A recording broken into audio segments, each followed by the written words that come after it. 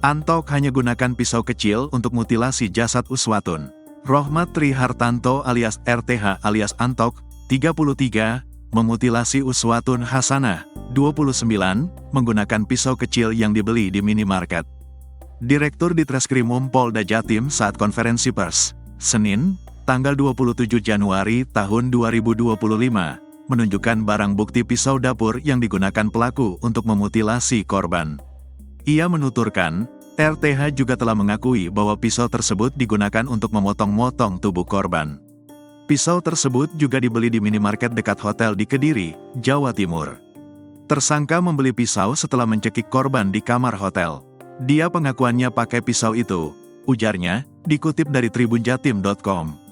Ia menuturkan, tersangka butuh waktu 3,5 jam untuk memutilasi korban dan membagi menjadi 3 anggota tubuh. Dia memotong pakai pisau hijau. Dia memotong dari sendinya, pakai pisau hijau kecil pungkasnya. Sementara itu, PS Kanit 3 Subdit 3 Jatanras Ditreskrimum Polda Jatim, AKP Fauzi menuturkan, tersangka mengaku bisa memutilasi korban karena pernah memotong-motong kambing. Dia sudah saya interogasi. Dia cerita, saya sering motong kambing, saya tahu sendi-sendinya, saya paham karena sendi sama seperti manusia, bukan sering motong kambing. Tapi pernah motong kambing.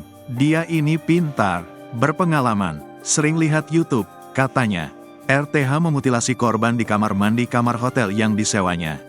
Diketahui, sebelum dimutilasi, korban dibunuh dengan cara dicekik hingga terjatuh dan kepalanya mengalami pendarahan hebat. Pertama dicekik, sampai jatuh terbentur kepalanya. Lalu ditutup spray, lalu dia ambil koper di Tulungagung di rumah pribadi, kata Fauzi.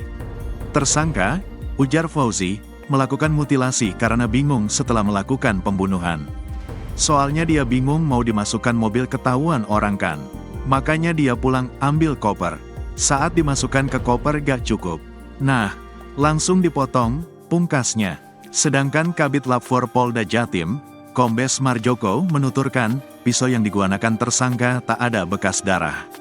Pisau dengan sarung senjata tajam plastik warna hijau panjang sekitar 20 cm ini negatif darah, kata Kabid Lab 4 Polda Jatim, Kombes Pol Marjoko, dikutip dari kompas.com. Ia menuturkan, sampel darah manusia hanya ditemukan di lantai hotel. Kemudian berikutnya, sepotong celana panjang warna coklat milik tersangka atas nama RTH ini positif darah manusia, dan sepotong kaos lengan pendek warna hitam milik tersangka RTH negatif darah, ungkap dia. Pihak kepolisian pun merasa ada keanehan dan akan melakukan penyelidikan lebih lanjut untuk mengungkap potensi adanya alat lain yang digunakan oleh RTH. Jadi kami sudah berupaya untuk memeriksa mulai dari pisaunya, kemudian sarungnya. Jadi itu tidak terdapat darah, namun itu diakui oleh pelaku, kata dia. Saat ditanya, apakah pisau tersebut sudah dicuci atau tidak, pihak kepolisian hanya menjawab singkat. Yang jelas pada saat kami periksa tidak terdapat darah, pungkasnya. Diduga tak beraksi sendiri. RTH diduga tak beraksi sendiri. Polisi menduga ada satu sosok lain yang membantu RTH dalam kasus pembunuhan dan mutilasi mayat dalam koper di Ngawi, Jawa Timur. Diketahui, RTH membunuh Uswatun Hasanah dan jasadnya dimutilasi lalu dibuang di 3 tempat.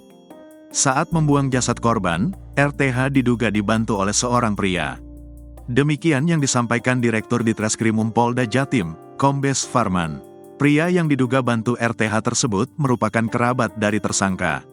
Kerabat RTH tersebut juga terekam di CCTV Hotel Adi Surya, Kediri, Jawa Timur. Berdasarkan CCTV ada 2 orang di situ. Satu tersangka RTH alias H, satu lagi sudah kita amankan dan kita periksa untuk mendalami peran dari yang bersangkutan, ujar Farman. Farman menuturkan, kerabat RTH tersebut dimintai tolong untuk mengantarkan tersangka ke rumah neneknya di Tulungagung. Hasil pemeriksaan yang bersangkutan masih kerabat dari tersangka, dimintai tolong untuk ngedrop tersangka ini ke rumah neneknya di daerah Tulungagung, di rumah kosong, bebernya. Tersangka dan jasad korban juga sempat menginap di rumah nenek tersangka sebelum dibuang di 3 wilayah berbeda di Jawa Timur. Mayat ini sempat nginap di beberapa tempat, di rumah kosong di Tulungagung, baru tanggal 21 itu pembuangan tahap pertama, baru dilanjutkan tanggal 22 terhadap kepala yang terpental kembali ke dalam mobil pada saat dibuang, tambahnya, dikutip dari tribunjatim.com. Kini, Pihak kepolisian tengah mendalami peran kerabat tersangka tersebut.